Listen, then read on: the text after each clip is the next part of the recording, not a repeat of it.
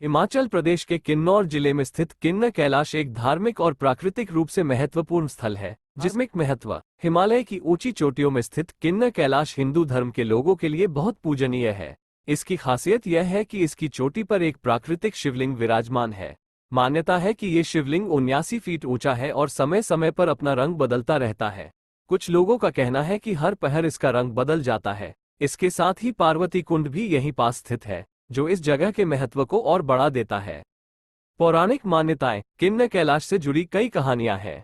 माना जाता है कि माता पार्वती ने पास के कुंड का निर्माण किया था और यही वो स्थान है जहां उनका भगवान शिव से मिलन हुआ था। कुछ लोगों की यह भी मान्यता है कि सर्दियों में सभी देवी देवता किन्नर कैलाश पर निवास करते हैं, इसलिए अक्टूबर के बाद वहां नहीं जाते हैं। दुर्गम यात्रा किन्नौर कैलाश की यात्रा हिमालय की दुर्गम यात्राओं में से एक मानी जाती है। इसकी ऊंचाई समुद्र तल से 15,004 फीट है और यात्रा में लगभग 19 किलोमीटर का रास्ता तय करना होता है। हर साल एक निर्धारित समय पर ही श्रद्धालुओं के लिए किन्नर कैलाश यात्रा का आयोजन किया जाता है, जिसके लिए पंजीकरण करवाना आवश्यक होता है। पर्यटन स्थल धार्मिक महत्व के अलावा किन्नर कैलाश की खूबसूरती पर्यटकों को अपनी ओर खींचती है। बर्फीली चोटियों से घिरा ये क्षेत्र ट्रैकिंग के शौकीनों को रोमांचित कर देता है। किन्नर कैलाश तक पहुंचने के लिए सबसे पहले आपको रिकोंगपिओ किन्नौर जिले के मुख्यालय तक पहुंचना होगा। वहां से आप टैक्सी या बस द्वारा तंगलिंग गांव पहुंच सकते हैं, जो किन्नर कैलाश यात्रा का आधार शिविर है। टिंगलिंग गांव जाने के लिए दो रास्ते हैं। आप शोंगटोंग के पास पुल पार करके कार टैक्सी से तंगलिंग जा सकते हैं। आप जोशी मठ पानी गांव के पास झूला पुल पार करके भी जा सकते हैं, जो थोड़ा रोमांचकारी है। नजदीकी हवाई अड्डा चंडीगढ़ हवाई अड्डा 260 किलोमीटर। निकटतम railway station Shimla railway station 280 kilometre या चंडीगढ़ रेलवे स्टेशन 290 किलोमीटर। ध्यान दें, किन्नौर कैलाश की यात्रा एक कठिन ट्रैक है और इसके लिए अच्छी शारीरिक फिटनेस की आवश्यकता होती है। ट्रैकिंग के लिए खर्च आपकी यात्रा के प्रकार और चुनी हुई सुविधाओं पर निर्भर करता है। आपके खर्च में शामिल चीजें हो सकती हैं। परिवहन आपको सबसे पहले रिकोंगपिओ किन्नौर जिले के मुख्यालय तक पहुंचना होगा। वहां से आप टैक्सी या बस द्वारा तंगलिंग गांव पहुंच सकते हैं। रेलवे स्टेशन या हवाई अड्डे से रिकोंगपिओ तक पहुंचने के लिए आपको टैक्सी किराए पर लेनी पड़ सकती है।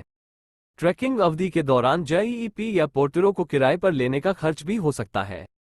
आवास तंगलिंग गांव में होमस्टे और टेंट हाउस जैसी रहने की व्यवस्था उपलब्ध है।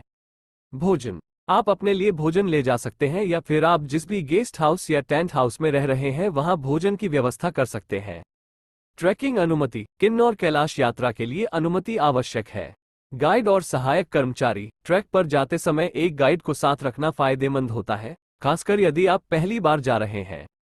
कुल मिलाकर बजट यात्रा के लिए अपने भोजन को ले जाने सहित 20,000 रुपये से लेकर अधिक सुविधाओं वाली ट्रिप गाइड और पोर्टर सहित के लिए 35,000 रुपये या उससे अधिक तक खर्च आ सकता है। टिप ट्रैकिंग एजेंसियों द्वारा आयोजित पैकेज ट्रिप का चुनाव करना आपके लिए आसान हो सकता है। वे आमतौर पर परिवहन, भोजन, आवास, गाइड और अनुमति जैसी सभी व्यवस्थाएं करते हैं। मानसून के दौरान जुलाई से सितंबर किन्नर कैलाश की यात्रा से बचना सबसे अच्छा है, क्योंकि इस समय भूस्खलन और बादल फटने का खतरा रहता है। ट्रैकिंग के लिए सबसे अच्छा समय मई के मध्य से अक्टूबर के मध्य तक होता है, जब मौसम सुहाना होता है और ट्रैक पर जाने के लिए रास्ता साफ होता है। यहाँ इस दौरान के मौसम का विवरण दिया गया है। मई और जून ये गर्मियों के महीने होते हैं। तापमान 8 डिग्री सेल्सियस से 30 डिग्री सेल्सियस के बीच रहता है। हालांकि दिन के समय थोड़ा गर्म हो सकता है, शाम को ठंड पड़ जाती है। सितंबर और अक्टूबर ये मानसून के बाद के महीने होते हैं, मौसम सुहाना होता है। तापमान 5 डिग्री सेल्सियस से 20 डिग्री सेल्सियस के बीच रहता है। हवा साफ रहती है और आसपास का दृश्य मनोरम होता है। हालांकि अक्टूबर के अंत तक तापमान तेजी से गिरना शुरू हो जाता है। इसलिए ट्रैकिंग के लिए सितंबर का मध्य से अक्टूबर का मध्य सबसे अच्छा समय माना जाता है। इस दौरान मौसम शुष्क रहता है और बारिश की संभावना कम होती है।